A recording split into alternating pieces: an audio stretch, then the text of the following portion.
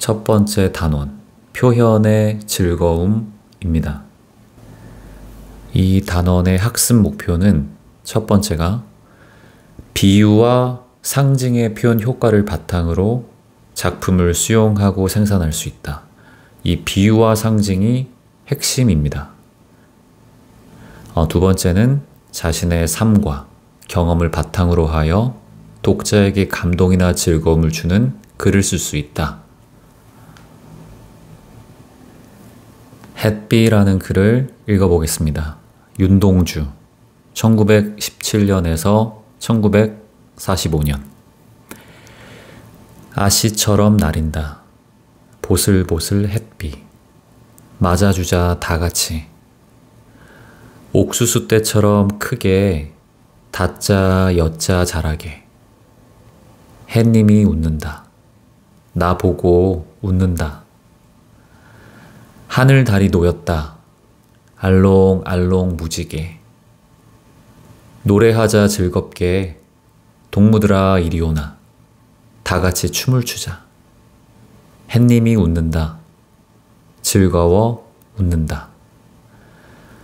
좌측에 햇비는 여우비를 가리킴이라고 적혀 있네요.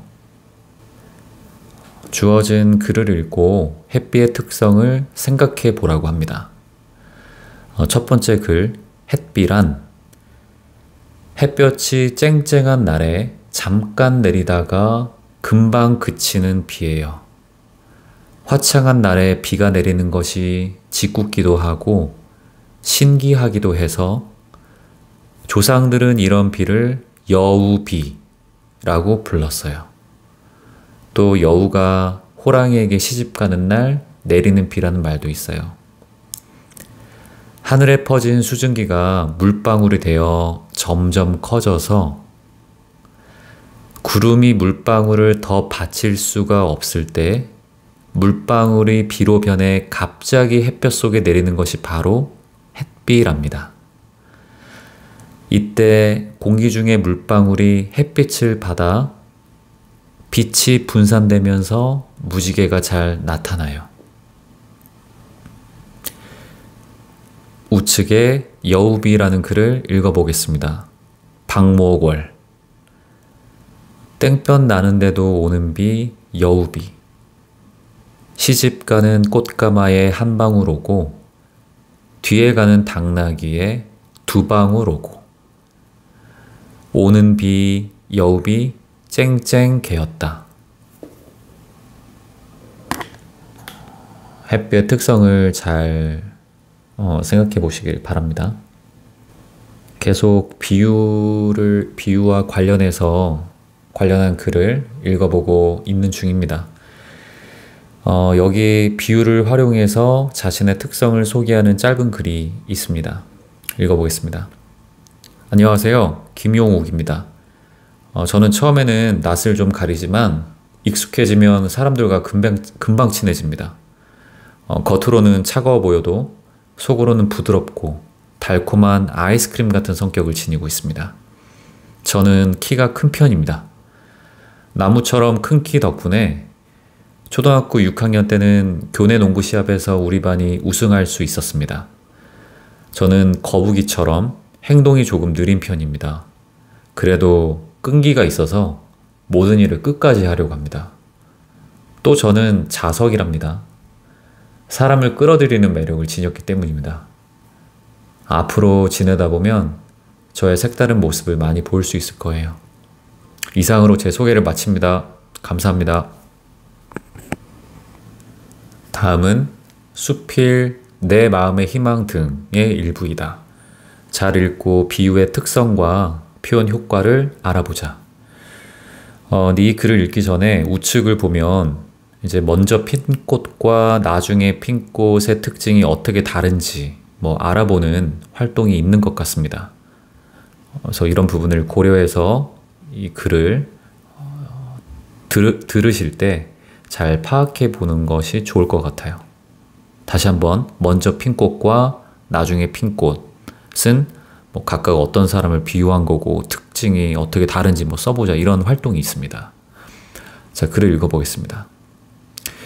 일단 내 마음의 희망등이라는 글은 초등학교 시절 자신을 믿고 격려해준 스승에게 고마운 마음을 전한 수필 형식의 글이라고 합니다. 읽겠습니다. 사람들은 지금 내가 소설을 쓰고 있으니까 어린 시절부터 문학적 소양 같은 것이 반짝반짝했을 거로 생각하는 것 같다. 그러나 겸손의 말이 아니라 나는 대학에 입학하기 전까지 단 한 번도 백일장 같은 곳에 나가 상을 받아본 적이 없었다. 초등학교 시절엔 초등학교 시절대로 그랬고 중고등학교 시절엔 중고등학교 시절대로 그랬다. 나는 언제나 그런 상으로부터 멀찌감치 떨어져 있던 아주 평범한 소년이었다. 중략 5학년 2학기 때의 일이다. 나는 교내 백일장에서는 물론 군 대회같이 큰 백일장에 나가서도 매번 떨어지기만 했다. 그때도 역시나 군 대회에 나가 아무 상도 받지 못하고 빈손으로 돌아온 다음이어서 어린 마음에도 나는 참으로 크게 낙담했다. 선생님은 그런 나와 학교 운동장 가에 있는 커다란 나무 아래에 나란히 앉아서 이런 말씀을 하셨다. 지금은 단풍이 한창이지만 봄에는 나무에서 꽃이 피지. 예, 너희 집에는 어떤 꽃나무가 있니? 매화나무도 있고 살구나무도 있고 배나무도 있어요. 그래, 그러면 매화나무 예를 한번 들어보자. 같은 매화나무에도 먼저 피는 꽃이 있고 나중에 피는 꽃이 있지. 예, 그러면 먼저 핀 꽃과 나중에 핀 꽃 중에 열매를 맺는 건 어느 꽃일까? 나는 얼른 대답하지 못했다. 그러자 선생님께서 말씀하셨다. 매화나무는 나무들 가운데서도 이른 봄에 빨리 꽃을 피우는 나무란다. 이거는 맞는 말이에요. 저도 실제 산에서 산 사람으로서 매화나무가 봄을 가장 먼저 알리는 그런 나무입니다. 자, 다시 읽겠습니다. 그런 매화나무 중에서도 다른 가지보다 더 일찍 피는 꽃이 있지. 다른 가지에서는 아직 꽃이 피지 않았는데 한 가지에서만 일찍 꽃이 피면 그 꽃은 사람들의 눈길을 끌게 마련이지. 그렇지만 선생님이 보기에 그 나무 중에서 제일 먼저 핀 꽃들은 대부분 열매를 맺지 못하더라. 제대로 된 열매를 맺는 꽃들은 늘 더 많은 준비를 하고 뒤에 피는 거란다. 이순원의 내 마음의 희망 등에서 여기 활동 중에서 1번만 해보도록 하겠습니다. 일단 이 글을 읽기 전에 이거가 노래인데요. 이 노랫말에서 비유가 쓰인 구절에 밑줄을 그어보자. 그러니까 들어보시면서 한번 찾아보세요. 다가서지 못하고 헤매고 있어. 좋아하지만 다른 곳을 보고 있어. 가까워지려고 하면 할수록 멀어져가는 우리 둘의 마음처럼 만나지 못해 맴돌고 있어. 우린 마치 평행선처럼. 말도 안 돼. 우린 반드시 만날 거야. 기다릴게. 언제까지나.